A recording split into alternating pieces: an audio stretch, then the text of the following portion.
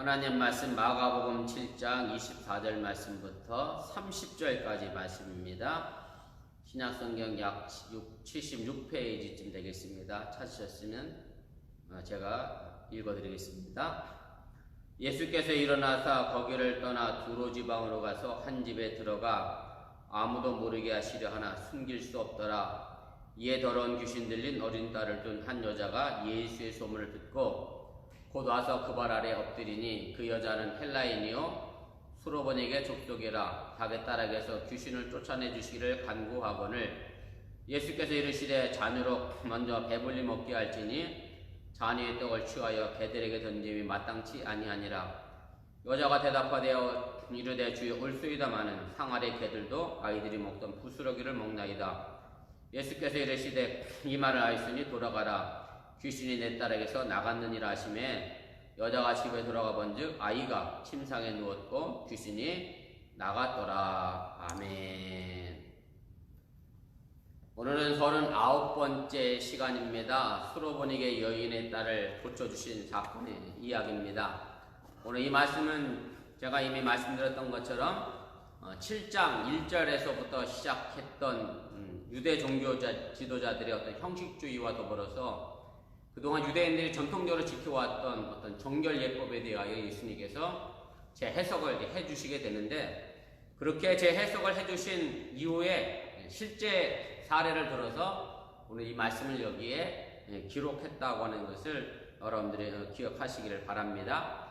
그래서 우리 내용분해와 보면 제가 제일 먼저 그 부분을 기록을 했습니다. 마가복음 저자는 이 단락을 현재 자리에 유치시킴으로 해서 더러움에 대한 유대교의 전통을 초월하시는 예수님의 구체적인 신뢰를 보여주고 있고요. 이와 더불어서 이제는 율법의 영역에서 벗어나 예수님께서 복음의 시대를 선포하신 그런 모습을 부각시키게 되고요.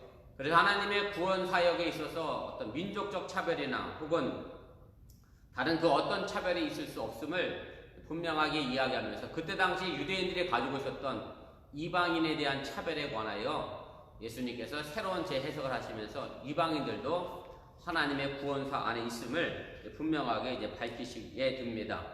그리고 또 하나 우리가 기억해야 될 것은 뭐냐면, 여기는 사실은 이방인인 수로보닉의 여인의 믿음이 등장을 하게 되거든요.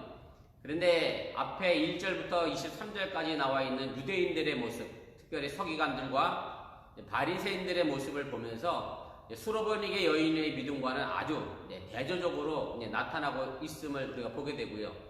또 만물을 깨끗게 하시는 그런 예수님에 대해서 제자들이 예수님을 제대로 알지 못했던 그런 무지와도 잘 비교하면서 대조하고 있다라고 하는 얘기고, 그래서 우리가 어떤 신앙의 모습을 가져야 될 것인가, 서기관들과 바리새인들이냐 아니면 예수님과 함께 3년 동안 같이 공생의 활동을 했던 제자들이 예수를 바로 알지 못했던 그런 모습을 보면서 바로 우리들도 예수님과 함께 동행하고 사는 것 물론 중요합니다만은, 그러나 정말 중요한 것은 그 예수님이 나와 동행하는데 과연 어떤 분인가를 아는 게 중요한 거지, 그저 같이 밥 먹고 같이 잤다는 것의 의미가 중요한 것이 아님을 여러분들이 기억하시면서 내 신앙생활에 단순히 교회를 오고 가는 신앙의 생활의 모습이 아니라 진정 예수님을 알아보는 그런 신앙의 삶의 모습이 되어질 수 있기를 주님의 이름으로 부탁을 드립니다.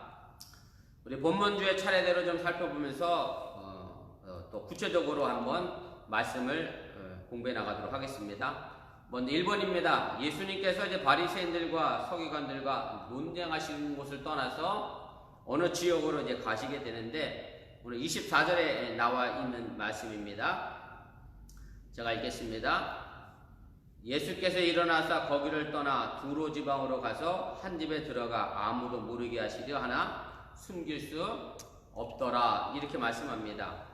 예수님께서 그 앞서 바리새인들과 서기관들과 논쟁을 하고 나서 그 지역을 벗어나게 되고요. 오늘 보면 두로 지방으로 가셨다라고 24절에 이야기를 하게 됩니다.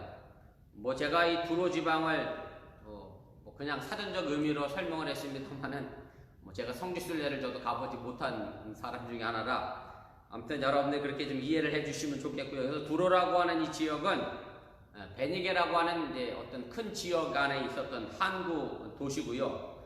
가버나움의 서북쪽 30km 지점에 위치한 이방인의 도시였다. 그렇게 지명사전에 등장을 하게 됩니다. 그래서 사실은 이 두로 지방은 예수님 시대만 언급된 것이 아니라 구약 성경에도 이 두로 지방이 언급이 되는데, 특별히 솔로몬이 예루살렘 성전을 지으려고 할 때에 백향목을 어디서부터 구했느냐면 레바논의 백향목을 구했는데, 그것이 두로 왕 히람이 솔로몬에게 보내줬음을 언급을 하게 됩니다. 또 구약 성경 시편인데요, 시편 87편 4절 말씀에 보면 하나님께서 마지막 때에 이제 두로와 다른 이웃 민족들을 구원하시려고 하는 약속이 등장하게 되는데, 거기에도 두로가 등장을 하게 됩니다. 제가 시편 87편 4절 말씀 기록했는데 함께 보시길 바랍니다. 나는 라합과 바벨론이 나를 아는 자 중에 있다 말하리라. 보라, 블레셋과 두로와 구스여, 이것들도 거기서 났다 하리로다. 그래서 여기 나와 있는 라합과 바벨론, 또 블레셋, 두로, 구스, 뭐 이런 이방 지역에도 하나님의 구원하심이 받을 백성들이 있음을 이야기하면서 이방인들에게도 하나님의 구원 사역이 미쳤음을 이야기를 하게 됩니다.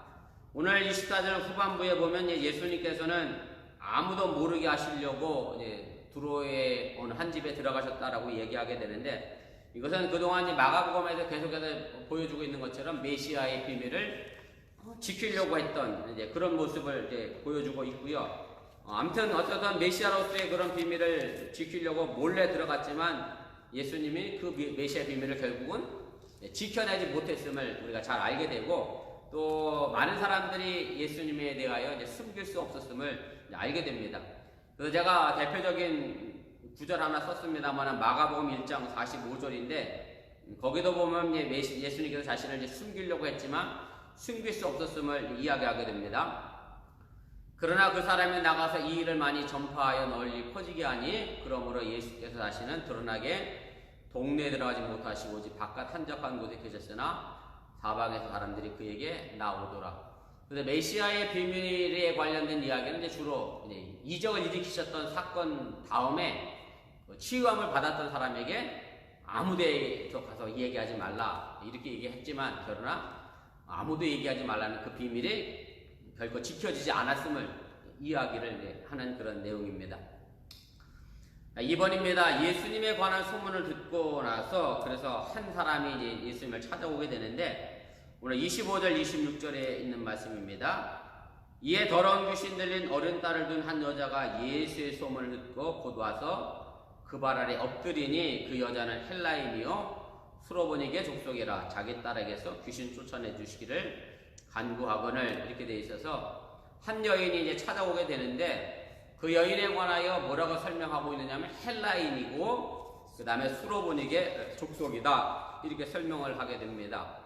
그래서 오늘 여기 나와 있는 헬라인이라고 하는 말의 의미는 그 여인의 국적이 헬라인이라는 뜻은 아닙니다. 뭐 정확히 얘기하면 우리가 헬라어를 가지고 또 히라보라고 얘기하고, 다시 그것을 요즘 말로 하면 그리스어라고 얘기하니까 이 여인의 국적이 지금의 그리스 사람은 아니다, 그걸 의미하는 것이고요. 구체적으로 말씀드린다라고 하면, 그래서 그 다음에 나와 있는 이 수로보니게 족속이 그 여인이 가지고 있었던 어떤 민족의 정체성이고 또 그 여자의 국적임을 드러나게 됩니다. 그래서 헬라인이라고 하는 말은 뭐냐면, 그때 당시에 헬라 말을 사용했던, 우리가 세계사 시간에 배웠던 헬레니즘 문화권에서 살았던 사람이고, 그 당시에 헬레니즘 문화권 속에 살지 않는 사람들이 거의 없을 정도이긴 합니다만은, 그래서 헬라 말을 할 줄 알았던 그런 사람이고, 헬라 문화 속에 살았던 사람이라는 얘기고, 그래서 그런 의미에서 수로보니게 족속이 그 여인이 이방인이라고 하는 의미로 나타나게 됩니다.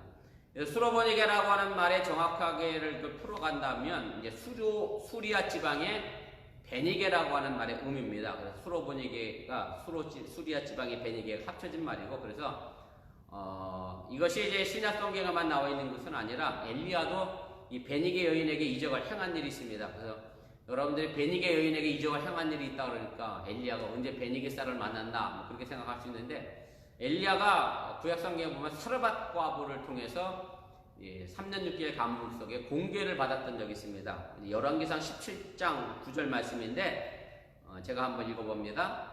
너는 일어나 시돈에 속한 사르밧으로 가서 거기 머물라. 내가 그곳 과부에게 명령하여 내게 음식을 주게 하였느니라. 그래서 시돈하고 두로아하고 어찌 보면 이제 두 지명이 같은 지명의 모습으로 이제 쓰여지게 되고요. 그래서 시돈에 속한 이제 사르밧이라고 하는 동네가 나오는데 히브리어 발음은 사르밧이고, 사실은 여러분들이 사르밧 말고도 교회를 어렸을 적부터 다녔던 사람은 이런 말 많이 들었을 거예요. 사르밧 과부가 아니고 무슨 과부라고 또 목사님들 많이 표현했냐면 사렙다 과부라고. 근데 구약 성경에는 사르밧이라고 되어 있었는데 왜 목사님이 사렙다 과부 했을까? 그런 생각을 했는지 안 했는지 모르겠습니다만은 누가복음 4장 26절 제가 그 각주 밑에 달아놨습니다만은 거기에 보면 예수님께서 하셨던 말씀 가운데 이런 얘기가 있어요. 누가복음 4장 26절에 엘리야가 그중 한 사람에게도 보내심을 받지 않고 오직 시돈 땅에 있는 사렙다의 한 과부에게 뿐이었으며 이렇게 되어 있는데, 사렙다라고 하는 말은 이제 사르밧이 히브리어면 사렙다는 헬라어입니다. 그래서 헬라어 지명으로 얘기하면 이제 사렙다라고 이야기하게 되고, 그래서 신약 성경에 나와 있는 이 사르밧, 사렙다가 결국은 베니게와 동일한 지역이기 때문에 엘리야도 결국 베니게에 살고 있었던 한 여인에게 기적을 행하였던 그런 사실이 있음을 여러분이 참고적으로 알아두시길 바랍니다. 그리고 이제 마태복음에 보면은 동일한 이제 성경 구절의 말씀이 있는데, 여기서는 수로보닉의 여인이라고 되어 있지 않고 좀 더 확대해서 이야기를 하게 되는데, 그래서 가나안 여인이라는 말로 설명을 하고 지역 자체를 좀 확대해서 표기하고 있음을 보게 됩니다. 요즘 말로 하면 미국에 사는 한 여자 이런 식일 수도 있겠죠. 좁혀 얘기하면 알라바마주의 어번 땅, 수로보닉에는 그런 식으로 두로 지방의 베니게, 알라바마의 어번 땅 이런 식인 것처럼 마태복음은 조금 더 확대해서 얘기했는데, 예수께서 거기서 나가서 두로와 시돈 지방으로 들어가시니 가나안 여자 하나가 그 지역에서 나와서 소리질러 이르되, 그래서 가나안 지방 여자라고 확대해서 이야기를 하게 되고 표기하게 됩니다. 3번입니다. 여인이 엎드려서 예수님께 이제 더러운 귀신 들린 딸을 고쳐주실 것을 간구했는데 예수님의 어떤 표현을 하셨는가? 오늘 27절 말씀입니다. 제가 읽겠습니다. 예수께서 이르시되 자녀로 먼저 배불리 먹게 할지니 자녀의 떡을 취하여 개들에게 던짐이 마땅치 아니하니라. 이렇게 말씀합니다. 오늘 예수님께서 하셨던 말씀 가운데 우리가 이 부분을 오해하지 말 것 가운데 하나가 뭐냐면, 예수님께서 자녀의 떡을 취하여서 개들에게 주지 않는다라고 하는 이 말은 이방인들이 절대 구원받을 수 없음을 이야기하는 것은 결코 아닙니다. 예수님께서 하셨던 이 말씀의 내용은 뭐냐면, 이방인에 대한 거절이 아니라 먼저는 자녀라고 표현된 유대인에게 복음이 전하여져야 할 것이고, 그 다음에 이방 지역까지 구원이 확대될 것을 얘기하는 구원의 순서인 것이지, 자녀로 먼저 배불리게 했다라는 이 말이 이방인들은 결코 구원을 받을 수 없다, 이 말은 아님을 여러분들이 오해하시기 마시기를 바랍니다. 그래서 사실은 이 구원의 순서는 예수님뿐만 아니라 초대교회에서도 그대로 적용이 됐고요. 더 나가면 사도 바울도 이 원칙을 지키면서 이제 복음을 전하게 됩니다. 그래서 사도 바울도 먼저 유대인에게 복음을 증거했고 그 다음으로 이방인에게 증거하는 것을 선교 원칙으로 삼았는데, 그래서 사도 바울도 복음을 전하면서 항상 먼저 들렀던 것은 어디냐면 바로 각 지역에 있는 유대교회 회당 먼저 들어갔다라고 한 얘기고, 그 다음에 그 회당에서 거절되거나 복음을 전하지 못하게 되면 나와서 이방인에게 복음을 전했던 것을 여러분들이 이제 기억을 하시기 바랍니다. 사도행전 13장 46절 말씀 제가 한 군데 썼습니다만은 보시기 바랍니다. 바울과 바나바가 담대히 말하 이르되 하나님의 말씀을 마땅히 먼저 너희에게 전할 것이로되, 여기서 말하는 너희는 유대인들을 의미하는 거고요. 그런데 너희가 그것을 버리고 영생을 얻기 합당하지 않은 대로 자처하기로 우리가 이방인에게로 향했노라. 그래서 유대인들이 복음을 받아들이지 않으니 바울과 바나바가 그래서 이방인에 가서 이제 복음을 전했다라고 하는 얘기입니다. 또 사도 바울의 복음의 핵심이라고 할 수도 있고 신학의 핵심이라고 할 수 있는 로마서에도 보면 사도 바울이 그런 말을 합니다. 로마서 1장 16절 말씀인데, 첫째는 내가 유대인에게 복음을 전할 것이고 그 다음은 헬라인이라고 표현하면서 헬레니즘 문화권 속에 살고 있던 이방인들에게 복음을 전할 것임을 분명하게 말한 적이 있습니다. 그래서 종말의 이방인들도 하나님의 어떤 테두리 안에 들어온다고 하는 사상은 제가 아까 시편 말씀도 읽어드렸습니다만은 구약성경 이사야 66장 19절 말씀에도 보면 이미 이방인들도 하나님의 구원의 역사 속에 들어와 있음을 예언한 바가 있음을 여러분들이 또 기억을 하시기 바랍니다. 그래서 이방인에 대한 구원의 역사가 단순히 예수님 이후에 나타난 그런 문제가 아니라 하나님이 물론 이스라엘 백성들을 선미로 선택하셨고 이스라엘 백성들을 통해서 구원의 역사를 이루어갔지만 단순히 이스라엘 민족에게만 구원이 선포된 것이 아니라 그 이방 사람들에게도 이미 전 세계적으로 쉽게 말하면 하나님은 온 인류의 하나님이심을 분명하게 하셨음을 여러분들이 또한 기억을 하시기를 바랍니다. 우리 세 번째 페이지입니다. 세 번째 페이지 제일 위인데요. 5번입니다. 자녀라고 하는 이 호칭, 제가 아까도 말씀드렸던 것처럼 하나님의 백성 유대인들을 가르치는 그런 호칭이고요. 그리고 여기서 표현된 개들에게 던지는 것이 마땅치 않다라고 하는 것, 개는 당연히 이방인들을 지칭하는 것인데 사실은 저 6번 이야기를 한번 보시면 여러분들이 좀 한번 생각해 보시기 바랍니다. 유대인들의 입장에서 개는 어떤 사람이 어떤 특징을 가지고 있느냐?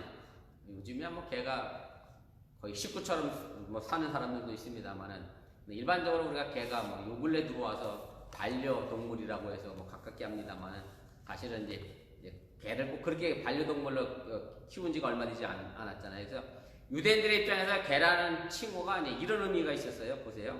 불결하고 불경건하고 뻔뻔스럽고 탐욕적이고 오만하고 불평잘하고 다투기 좋아하고 물고 늘어지기 좋아하는 사람으로 이해를 했습니다.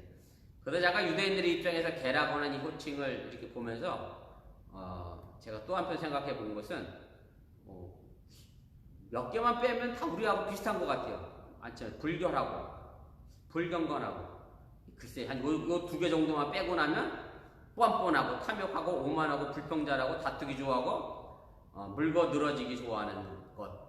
결국 이것이 또한 우리들의 모습이 아닌가 그런 생각을 해보면서 아무튼 유대인들은 자신들은 깨끗하고 경건하다고 생각을 했고 이방인들을 이렇게 표현했는데 우리가 사실 유대인들이라고 해서 이렇지 않았으리라는 생각은 막 하진 않습니다만은 그래서 우리가 나 외에 다른 사람들에 관하여 이런 편견의 생각을 가지고 바라보지 마시고 어쨌든 그 사람이나 나나 어차피 비슷한 사람인 것을 다시 한번 기억하시면서 내가 구원받아야 될 사람이라고 하면 마땅히 다른 사람도 구원받아야 될 사람임을 여러분들이 잊지 마시길 바랍니다. 그래서 개라고 하는 이 표현은 유대인들이 이방인들에 대한 어떤 지독한 경멸과 혐오를 나타내는 그런 표현이었고 이것이 그때 당시 유대인들에게 퍼져 있었던 전반적인 사상이고요. 그래서 유대인들을 지도하고 가르쳤던 랍비들도 이런 말을 했습니다. 제가 랍비가 한 말 가운데 두 개를 썼는데 한번 보시길 바랍니다. 거룩한 음식이 사람을 위해 만들어졌고 개들을 위해 만들어지지 않았듯이 율법은 택한 백성들을 위해 주어진 것이지 이방인들을 위해 주어진 것이 아니다. 그래서 율법이라고 하는 것들이 유대인들을 구별하는 그런 어떤 법칙으로 작용을 했고 그 율법은 이방인들이 주어진 것이 아니고 이스라엘 백성들에게만 유대인들에게만 주어진 것이라고 얘기를 한 것이고요. 두 번째가 이제 우상 숭배자와 함께 먹는 자는 누구나 개들과 함께 먹는 자와 같다. 그때 이 당시 이방인들은 거의 대부분 다 우상 숭배자들이었기 때문에 이런 표현이 쓰여지게 됐다라고 하는 얘기입니다. 자, 이제 개로 비유되는 그런 모욕적인 말을 들으면서 이 수로보니게 여인이 어떤 자세를 취했느냐가 사실 우리가 본받아야 될 믿음의 모범임을 여러분들이 기억하시길 바랍니다. 오늘 28절입니다. 여자가 대답하여 이르되 주여 올소이다마는 상 안의 개들도 아이들이 먹던 부스러기를 먹나이다. 이렇게 대답을 하게 됩니다. 그래서 이 여인이 예수님을 호칭을 주여라고 표현했습니다만 단순히 경의의 표현이고요. 마가복음에는 오직 여기서만 나타나는 그런 표현이고 여러분들이 구약 성경에 보면 하나님이라고 표현된 단어들이 있어요. 근데 영어 성경을 찾아보면 그 하나님이라고 표현된 것은 전부 갓이 아니라 로드라고 되어 있습니다. 주여라고 주님이라고 번역이 되어져 있음을 여러분 생각해 보시면 쉽게 이 부분이 이해가 된다라고 하는 얘기고 그 다음에 2번입니다. 그런데 이 여인의 대답이 결국 주님 대신 예수님을 감동시킨 것은 그 여인이 가지고 있었던 어떤 기지 때문이 아니라 그녀가 가지고 있었던 겸손과 은혜를 기다리는 자세 때문이었음을 여러분들이 꼭 기억하시길 바랍니다. 어찌 보면 이 여인이 참 현명하고 똑똑했다, 참 지혜로웠다 라고 얘기할 수 있는데, 예수님은 그 똑똑하고 지혜롭고 현명한 대답 때문이 아니라 그 여인이 가지고 있었던 바로 자세 때문에, 겸손한 은혜를 기다리는 자세 때문에 그 여인을 칭찬하셨다는 것을 여러분들이 기억하시고, 결국 그래서 단순하게 뭐랄까요, 요즘 말로 하면 립서비스라고 표현할 수도 있을 것 같은데요, 그저 말로 막 따뜻하게 건네는 그런 마음이 아니라 말 그대로 우리들의 자세가 가장 중요하다라고 하는 것 여러분들이 기억하시고, 우리가 이런 자세를 가지고 결국 이 자세가 겉으로 드러나는 삶의 모습을 우리가 나타내야 주님의 마음을 감동시킬 수 있다는 것도 잊지 마시기를 바랍니다. 3번입니다. 올소에다 많은 상아래 개들도 아이들이 먹던 부스러기를 먹나이다 라고 하는 이 말이 결국 여인의 자세가 얼마나 겸손한지를 이제 보여주고 있다라고 하는 얘기고, 그래서 사실은 예수님께 하셨던 이 여인을 쉽게 말하면 이제 개로 비유하시면서 개취급을 했음에도 불구하고 그것이 억울하다, 제가 왜 개입니까? 이렇게 따졌던 것이 아니라 자신의 어떤 권리나 공적을 주장하지 않고 겸손한 마음으로 주님의 은혜를 바라보면서 엎드려는 거고, 또 하나 이 여인이 가져야 될 것은 뭐냐면 이스라엘 백성들이 가지고 있었던 이 특권이죠. 일종의 유대민족을 하나님께 선택하신 민족이었다면 그 특권 자체를 아예 부정한 것은 아니라고 하는 얘기입니다. 이스라엘 민족이 가지고 있는 그 특권은 특권대로 인정을 하고, 그 다음에 하나님께서 그렇게 선택하셨으니까 내가 그것에 대하여 어떻게 함부로 항거하거나 말할 수 없음을 이야기하면서, 그래도 다만 유대인들에게서 떨어지는 부스러기 은혜라도 자기에게 달라는 것을 원했다고 하는 것을 여러분들이 기억을 하시기를 바랍니다. 사실은 이런 부분에 대해서 우리가 신앙생활하면서 참 이해하지 못할 많은 부분들이 갖고 있습니다. 무슨 얘기냐면, 우리가 보기엔 저 사람이 하나님의 은혜를 특별히 더 입어야 될 자격이 없는 것 같고, 왜 저 사람이 하나님의 은혜를 입어서 잘 먹고, 쉽게 말하면 속된 표현이긴 합니다, 잘 먹고 잘 살지? 이렇게 우리가 그것에 대하여 항거하거나 불평할 이유는 없다는 것이고요. 그 사람이 하나님께 선택하여 그 사람을 사용하시는 부분에 대하여 우리가 인정할 건 인정해야 되고, 그리고 그 은혜가 내게도 임하기를 원하는 거지, 그 은혜를 뺏어다가 날 주세요 라고 하는 자세는 결코 아니라고 하는 것을 여러분들이 이해하시면 좋겠습니다. 6번입니다. 그러면서 결코 그녀가 후회하거나 낙심하지 않는 인내와 믿음을 보여줬고요. 바로 이것이 그녀가 가지고 있는 신앙의 위대성이었고, 그래서 오늘 이 수로보인에게 여인이 가지고 있었던 이 말 한마디가 어찌 보면 우리들의 기도의 모범이고 신앙의 모범임을 여러분들이 잊지 마시기 바랍니다. 만약에 우리가 이런 말을 들었다라고 하면, 이런 말 듣고서도 하나님께 기도할 마음이 과연 생겨날 수 있을까 우리가 한번 생각해 본다라고 하면, 이 수로보니게 여인은 바로 하나님이 거절하는 가운데서도 굳은 신앙으로 하나님의 은밀한 허락을 붙들어낼 수 있었다고 하는 것을 여러분들이 기억하시길 바라고, 꼭 응답을 받아야만 신앙의 성장의 역사를 만들어내는 것이 아니라 거절 속에서도 우리들이 신앙을 지켜내고 붙들어가는 것이 바로 그녀를 구원했고, 또 우리도 하나님 은혜 속에 거하게 되는 중요한 모범이 된다는 사실을 또한 믿으시기를 바랍니다.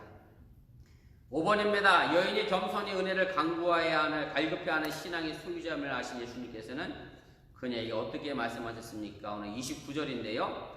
예수께서 이르시되 이 말을 하였으니 돌아가라, 귀신이 내 딸에게서 나갔느니라 하시매, 이렇게 이야기합니다. 그래서 예수님께서 이 여인에게 이 말을 하였으니 라고 하는 것은 결국 앞의 말, 부스러기도 원한다라고 하는 그 여인의 말이 겸손과 인내와 믿음들이 잘 조화되어 있음을 인정하는 것이고, 결국 그녀의 말에서 예수님께서 인정받는 그런 신앙의 모습이었음을 우리가 알게 됩니다. 마태복음 15장 28절 말씀에 보면, 마태복음 저자는 이 부분에 대하여 이 여인의 믿음이 크다라고 이야기하면서 여인의 신앙을 아주 직접적으로 표현하고 칭찬하고 있음을 보게 됩니다.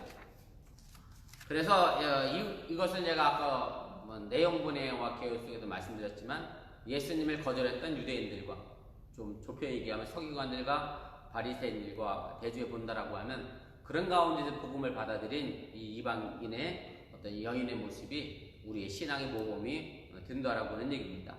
그래서 신앙의 모범이 된 이 여인에게 예수님이 이제 귀신이 내 딸에서 나갔다 말씀하시면서 우리는 믿음을 갖는 자에게 결국 예수님의 능력이 지각과 시간과 공간을 초월해서 나타난다라는 것을 알 수 있게 되고요. 제가 이미 주일 설교 시간에도 이 부분에 대해서 한번 얘기를 했습니다만 신학자들이 이걸 가지고 뭐라고 표현했느냐면 원격 치유다라는 말씀을 했다고 제가 이미 드렸는데 여러분들이 하나님의 능력은 여기서 기도이지만 그곳에도 나타나는 원격 치유의 역사가 있음을 기억하지 말라고 우리가 성경 공부 마무리하고 우리가 장로님을 위해서도 함께 기도하겠습니다만 어제부터 여러분들이 각가에서 기도했던 그 기도의 능력이 말 그대로 원격 치유의 능력을 가져서 이곳에서 기도하지만 장로님이 입원해 계신 그 병실에 나타날 수 있다는 사실 또한 믿으시고 간절한 마음으로 기도해 주시면 고맙겠습니다. 6번입니다. 여인은 예수님 말씀을 듣고 집에 돌아왔을 때 어떤 사실을 보게 됐습니까? 마지막 30절입니다. 여자가 집에 돌아가 본즉 아이가 침상에 누웠고 귀신이 나갔더라. 그래서 예수님께서 돌아가라 라고 하는 말을 하셨는데 돌아가라고 하는 말의 의미는 도움을 받은 사람에게 자극을 주는 명령이었고 사실은 2장 11절, 5장 19절, 34절, 7장 29절, 10장 52절에도 전부 예수님이 돌아가라 그랬어요. 왜 돌아가라 그랬냐면 다 내 병이 나았으니 돌아가라 이런 의미거든요. 그래서 돌아가라고 하는 말은 바로 이 여인의 딸의 병이 나았음을 의미를 하게 됩니다. 제가 마가복음 2장 11절 말씀만 한 절만 썼는데 중풍병자를 데리고 온 4명의 친구들에 관한 이야기죠. 내가 내게 이르노니 일어나 네 상을 가지고 집으로 가라. 그래서 일어나 걸어갔다 라고 되어 있는 그런 말씀의 내용입니다. 이번입니다. 여인은 이제 치유의 약속을 받았을 때 믿고 용기를 잃지 않고 집으로 돌아가게 됐고요.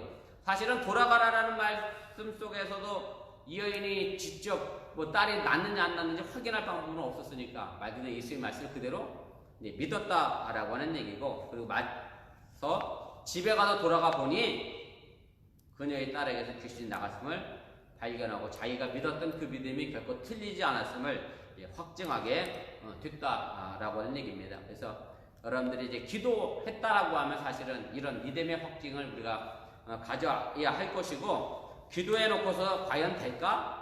그런 의심을 갖지 마시기 바라고 야고보서에 보면 그런 사람에 관하여 가지고 뭐라고 얘기했느냐면 풍랑에 흔들리는 배와 같다라고 얘기했는데 우리가 이것에서 함께 기도하는 이 중보기도 또 장로님을 위한 기도 또 여러 가지 기도가 여러분들이 그 믿음을 가지고 기도하시면 분명 그곳에서 역사가 나타남을 기억해 하시고 간절한 마음으로 기도해 주시면 또한 고맙겠습니다.